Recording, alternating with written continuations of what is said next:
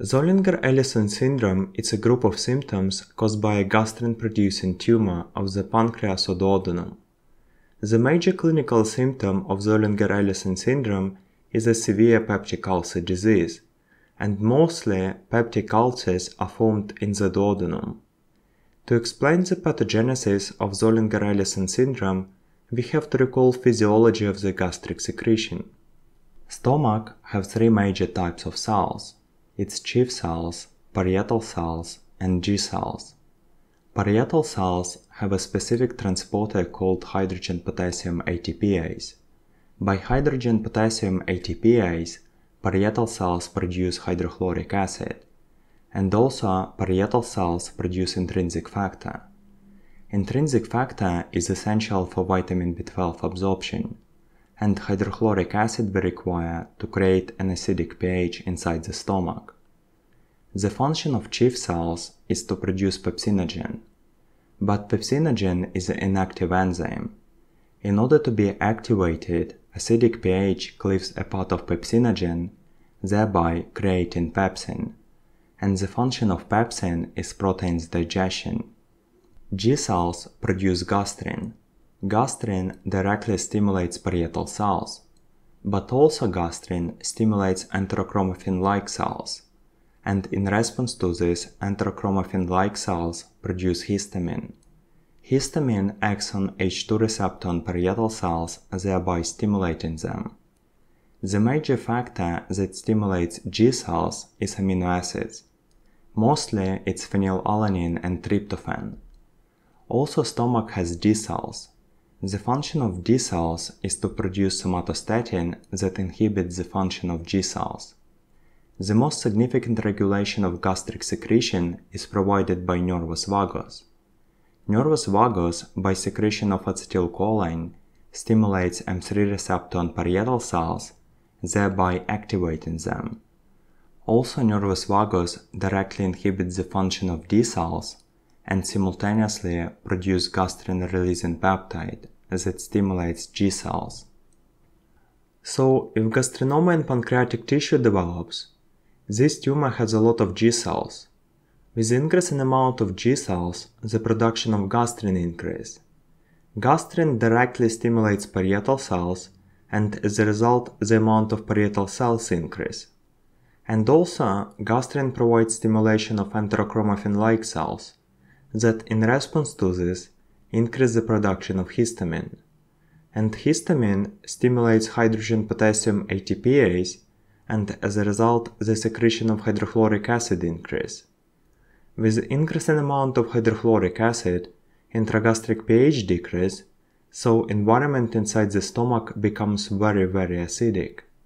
Recall that parietal cells of the stomach produce hydrochloric acid.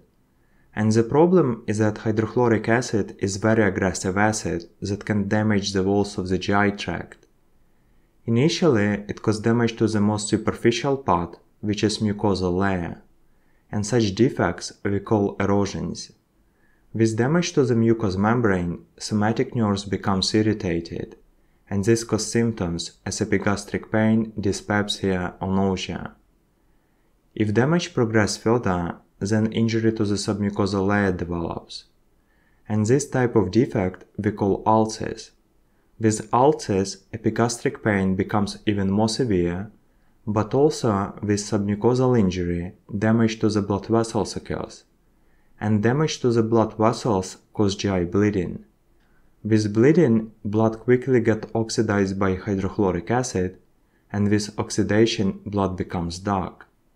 And because of this, with GI bleeding, we can observe melena, which is a black stool, or hematemesis, which is a black color of vomit. If damage progresses further, finally, serosal layer becomes affected. And when all GI layers becomes affected, perforation occurs. With perforation, GI content enters into the abdominal cavity, and this causes peritonitis. In Zollinger-Ellison syndrome, gastrinoma produce a lot of gastrin. Such huge amount of gastrin provides a very strong stimulation of parietal cells, that in response to this produce huge amount of hydrochloric acid. And the higher the amount of hydrochloric acid, the higher the rate of erosions formation, and also the higher the rate of progression from erosions to ulcers. And thereby, with increasing hydrochloric acid production, clinical symptoms becomes more and more severe. So gastrinoma cause formation of a huge amount of ulcers, and the most vulnerable site of the GI tract is duodenum, simply because duodenal epithelium is not strong enough to protect from such huge amount of hydrochloric acid. As a result, in Zollinger-Ellison syndrome, we can observe a formation of a multiple duodenal ulcers, which is the signature feature of the disease. So, if we have to determine the major features, first of all, it's gastrinoma. The second feature is extremely high gastrin level in the blood, and the third feature is formation of a multiple duodenal ulcers. So, in Zollinger-Ellison syndrome, initially gastrinoma develops. Gastrinoma increases the production of hydrochloric acid, and this results in formation of a peptic ulcers in the duodenum. So, which methods we use in diagnosis? To diagnose Zollinger-Ellison syndrome, first of all, we use endoscopy. On endoscopy, we can observe multiple duodenal ulcers. These all lesions are ulcers that are formed under the effect of hydrochloric acid, and exactly this gives them this yellowish color. After the endoscopy, we need to confirm the diagnosis by the most specific method, which is the level of plasma gastrin. Increase in plasma gastrin level more than 1000 tells you that such an abnormally high gastrin probably is caused by gastrin overproduction, probably by the tumor. And then to visualize, we prescribe CT or MRI, because we need to find the substrate that produces so much gastrin. And once you find a mass near the pancreas, you can visually confirm the diagnosis.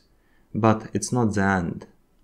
We have to remember that pancreatic tumors are included into so-called Man-1 syndrome. This means that a person with pancreatic tumor as gastrinoma has higher chances of developing of pituitary adenoma and parathyroid hyperplasia. So, if person has Zollinger-Ellison syndrome, then you have to screen this person for 2 other potential neoplasias. The golden option in treatment are proton pump inhibitors. If we prescribe proton pump inhibitor as omeprazole, rabeprazole or pantoprazole, we block hydrogen potassium ATPase. As a result, the production of hydrochloric acid decreases. And with decrease in hydrochloric acid production, the rate of erosions formation decreases, the rate of ulcers formation decreases, and thereby the severity of clinical symptoms decreases.